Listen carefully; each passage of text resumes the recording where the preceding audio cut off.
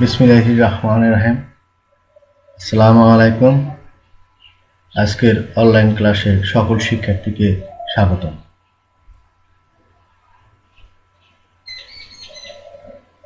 আমি মোহাম্মদ হাসানুজ্জামান হাসান, ক্রীড়া শিক্ষক, শহীদ জিয়াউর রহমান উচ্চ বিদ্যালয়, রাজশাহী। পাঠ পরিচিতি: তথ্য ও যোগাযোগ প্রযুক্তি, শ্রেণী নবম দশম, অধ্যায় দ্বিতীয়। পাঠ: তথ্য অধিকার ও নিরাপত্তা। এসো আমরা কিছু ছবি দেখি। আমরা একটা ছবিতে দেখতে পাচ্ছি বাংলাদেশ সরকার গেজেট প্রকাশ করেছে। স্বাস্থ্য মন্ত্রণালয়ের একটি লোগো, একটি ওরিয়েন্টেশন কর্মশালা। ছবি থেকে আমরা কি বুঝলাম? ছবি দেখে আমরা বুঝলাম যে এখানে বিভিন্ন তথ্যের কথা বলা হচ্ছে।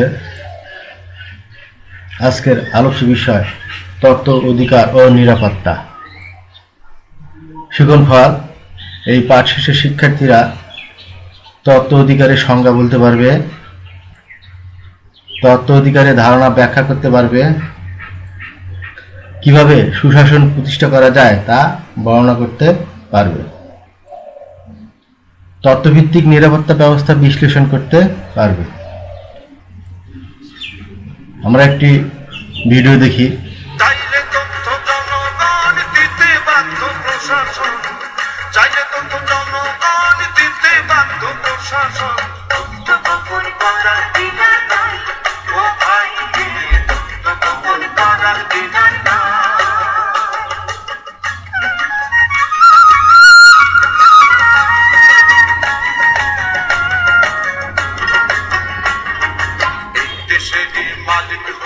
দেশের জনগণ, এই কথাটাই আমি না ভাই বলে সংবিধান। এই দেশেরই মালিক হলো দেশের জনগণ, এই কথাটাই আমি না ভাই বলে সংবিধান। তাই সকল তথ্য জনগণের জানার অধিকার, গণতন্ত্রের জন্য যেটা জরুরি দরকার। তাই তো দেশে পাশ হয়েছে, তাই তো দেশে পাশ হয়েছে তথ্য অধিকার আইন। তথ্য অধিকার কি?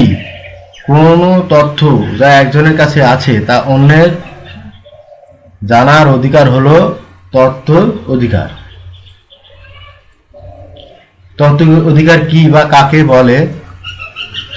যে সব তথ্য সাধারণ নাগরিকের রাজনৈতিক, অর্থনৈতিক ও সামাজিক অধিকার অর্জনে সহায়ক, যার অভাবে এই অধিকারগুলো অর্জন করা কঠিন হয়ে পড়ে।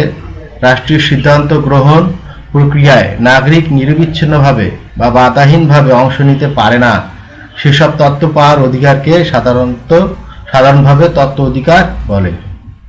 তথ্য কি?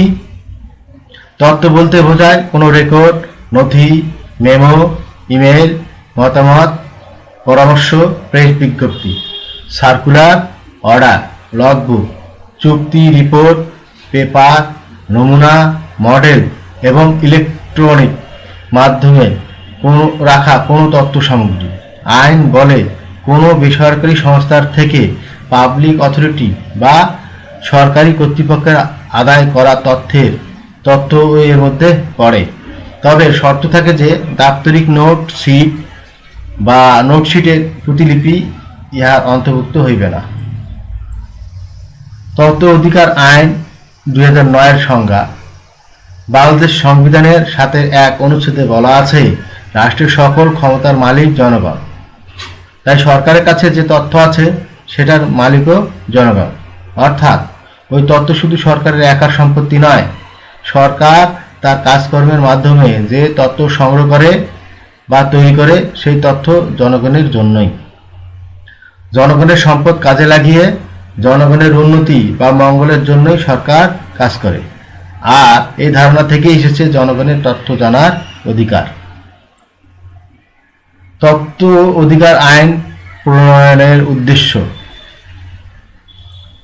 জনগণ প্রজাতন্ত্রের সকল ক্ষমতার মালিক ও জনগণের ক্ষমতায়নের জন্য তথ্য অধিকার নিশ্চিত করার জন্য 2009 সালে বাংলাদেশে তথ্য অধিকার আইন 2009 নামে একটি আইন চালু করা হয়েছে। এখন প্রশ্ন হতে পারে, এখানে কর্তৃপক্ষ কে বা কারা? এক, কর্তৃপক্ষ হলো গণপ্রজাতন্ত্রী বাংলাদেশের সংবিধান অনুযায়ী সৃষ্ট কোনো সংস্থা। দুই, গণপ্রজাতন্ত্রী বাংলাদেশের সংবিধানের 55(6) অনুচ্ছেদের অধীন প্রণীত কার্যবিধিমালার অধীন গঠিত সরকারি কোনো মন্ত্রণালয়, বিভাগ বা কার্যালয়। তিন, কোনো আইন দ্বারা বা উহার অধীন গঠিত কোনো সংবিধিবদ্ধ সংস্থা বা প্রতিষ্ঠান। চার, সরকারি অর্থায়নে পরিচালিত বা সরকারি তহবিল হইতে সাহায্যপুষ্ট কোনো বেসরকারি সংস্থা বা প্রতিষ্ঠান। বিদেশি সাহায্যপুষ্ট কোনো সরকারি সংস্থা বা প্রতিষ্ঠান। ছয়, সরকারের পক্ষে অথবা সরকার বা সরকারি কোনো সংস্থা বা প্রতিষ্ঠানের সহিত সম্পাদিত চুক্তি মোতাবেক সরকারি কার্যক্রম পরিচালনার দায়িত্বপ্রাপ্ত কোনো বেসরকারি সংস্থা বা প্রতিষ্ঠান। সাত, সরকার কর্তৃক সময় সময় সরকারি গেজেটে প্রজ্ঞাপন দ্বারা নির্ধারিত কোনো সংস্থা বা প্রতিষ্ঠান। এই আইনের মূল প্রতিপাদ্য বিষয় হল, জনগণের তথ্য অধিকার নিশ্চিত করা হলে সরকারি, স্বায়ত্তশাসিত ও সংবিধিবদ্ধ সংস্থা এবং সরকারি ও বিদেশি অর্থায়নে সৃষ্ট পরিচালিত বেসরকারি সংস্থার স্বচ্ছতা ও জবাবদিহিতা বৃদ্ধি, দুর্নীতি হ্রাস ও সুশাসন প্রতিষ্ঠিত হবে। এই আইনে জনগণের তথ্য অধিকার নিশ্চিত করার পাশাপাশি সংস্থাসমূহকে তথ্য সংরক্ষণ করার নির্দেশনা দেওয়া হয়েছে। আমরা জোড়ায় কাজ নিই, আমরা বাসায় এই কাজটি চেষ্টা করব। তথ্য অধিকার আইনের ফলে জনগণ কি কি সুবিধা ভোগ করছে, তোমরা এই কাজটা বাসায় করবে। তথ্য অধিকার আইন 2009 অনুযায়ী কতিপয় তথ্য প্রকাশ বা প্রদান বাধ্যতামূলক নয়। 20টি বিষয় আছে, এই 20টি বিষয় কোনো বাধ্যতামূলক নেই তথ্য দেওয়ার। এই আইনের অন্যান্য বিধানাবলীতে যাহা কিছুই থাকুক না কেন, কোনো কর্তৃপক্ষ কোনো নাগরিককে নিম্নলিখিত তথ্যসমূহ প্রদান করিতে বাধ্য থাকিবে না। এক, কোনো তথ্য প্রকাশের ফলে বাংলাদেশের নিরাপত্তা, অখণ্ডতা ও সার্বভৌমত্বের প্রতি হুমকি হইতে পারে এইরূপ তথ্য। দুই, পররাষ্ট্রনীতির কোনো বিষয়ে যাহার দ্বারা বিদেশি রাষ্ট্রের অথবা আন্তর্জাতিক কোনো সংস্থা বা আঞ্চলিক কোনো জোট বা সংগঠনের সহিত বিদ্যমান সম্পর্ক ক্ষুণ্ণ হইতে পারে এইরূপ তথ্য। তিন, কোনো বিদেশি সরকারের নিকট হইতে প্রাপ্ত কোনো গোপনীয় তথ্য। চার, কোনো তথ্য প্রকাশের ফলে কোনো তৃতীয় পক্ষের বুদ্ধিভিত্তিক সম্পদের অধিকার ক্ষতিগ্রস্ত হইতে পারে এইরূপ বাণিজ্যিক বা ব্যবসায়িক অন্তর্নিহিত গোপনীয়তা বিষয়, কপিরাইট বা বুদ্ধিভিত্তিক সম্পদ, ইন্টেলেকচুয়াল প্রপার্টি রাইট সম্পর্কিত তথ্য। পাঁচ, কোনো তথ্য প্রকাশের ফলে কোনো বিশেষ ব্যক্তি বা সংস্থাকে লাভবান বা ক্ষতিগ্রস্ত করিতে পারে এইরূপ নিম্নোক্ত তথ্য, যথা ক, আয়কর, শুল্ক, ভ্যাট ও আবগারি আইন, বাজেট বা কর হার পরিবর্তন সংক্রান্ত কোনো আগাম তথ্য। খ, মুদ্রার বিনিময় ও সুদের হার পরিবর্তনজনিত কোনো আগাম তথ্য। গ, ব্যাংক সহ আর্থিক প্রতিষ্ঠানসমূহের পরিচালনা ও তদারকি সংক্রান্ত কোনো আগাম তথ্য। 6 নম্বর, কোনো তথ্য প্রকাশের ফলে প্রচলিত আইনের প্রয়োগ বাধাগ্রস্ত হইতে পারে বা অপরাধ বৃদ্ধি পাইতে পারে এরূপ তথ্য। 7, কোনো তথ্য প্রকাশের ফলে জনগণের নিরাপত্তা বিঘ্নিত হইতে পারে বা বিচারাধীন মামলার সুষ্ঠু বিচার কার্য ব্যাহত হইতে পারে এইরূপ তথ্য। কোনো তথ্য প্রকাশের ফলে কোনো ব্যক্তির ব্যক্তিগত জীবনের গোপনীয়তা ক্ষুণ্ণ হইতে পারে এইরূপ তথ্য। 9, কোনো তথ্য প্রকাশের ফলে কোনো ব্যক্তির জীবন বা শারীরিক নিরাপত্তা বিপদাপন্ন হইতে পারে এইরূপ তথ্য।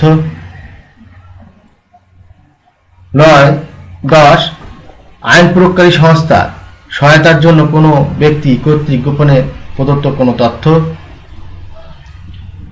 11 আদালতে বিচারাধীন কোনো বিষয় এবং যাহা প্রকাশ্যে আদালত বা ট্রাইব্যুনালের নিষেধাজ্ঞা রহিয়াছে অথবা যাহা প্রকাশ আদালত অগণসামীর এইরূপ তথ্য। 12 তদন্তাধীন কোনো বিষয় যাহার প্রকাশ তদন্ত কাজে বিঘ্ন ঘটাইতে পারে এইরূপ তথ্য। 13 কোনো অপরাধের তদন্ত প্রক্রিয়া এবং অপরাধের গ্রেপ্তার ও শাস্তিকে প্রভাবিত করিতে পারে এইরূপ তথ্য। 14 আইন অনুসারে কেবল একটি নির্দিষ্ট সময়ের জন্য প্রকাশের বাধ্যবাধকতা রয়েছে এইরূপ তথ্য। 15 কৌশলগত ও বাণিজ্যিক কারণে গোপন রাখা বাঞ্ছনীয় এইরূপ কারিগরি বা বৈজ্ঞানিক গবেষণালব্ধ কোনো তথ্য।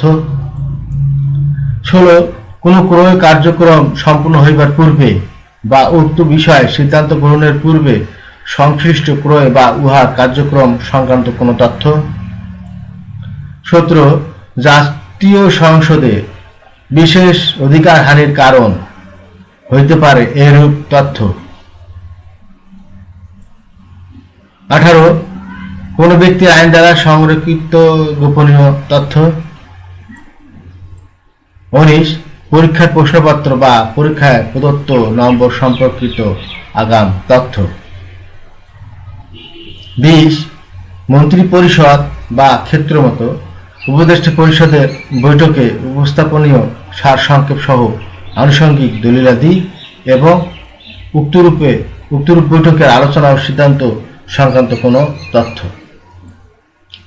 এখন তবে শর্ত থাকে যে মন্ত্রী পরিষদ বা ক্ষেত্রমত উপদেষ্টা পরিষদ কর্তৃক কোনো সিদ্ধান্ত গৃহীত হইবার পর অনুরূপ সিদ্ধান্তের কারণ এবং যে সকল বিষয়ের উপর ভিত্তি করিয়া সিদ্ধান্তটি গৃহীত হইয়াছে উহা প্রকাশ করা যাইবে।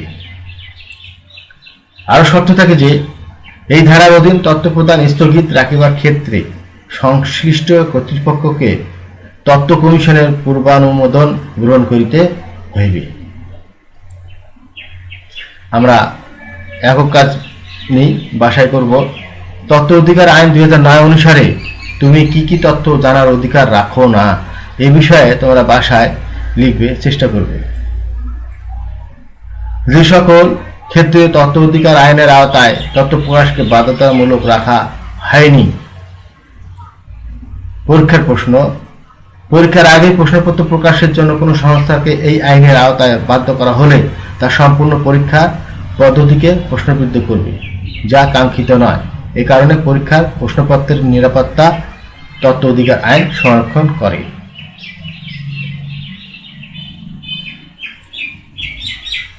প্রতিষ্ঠানের কৌশলগত, কারিগরি বা বৈজ্ঞানিক।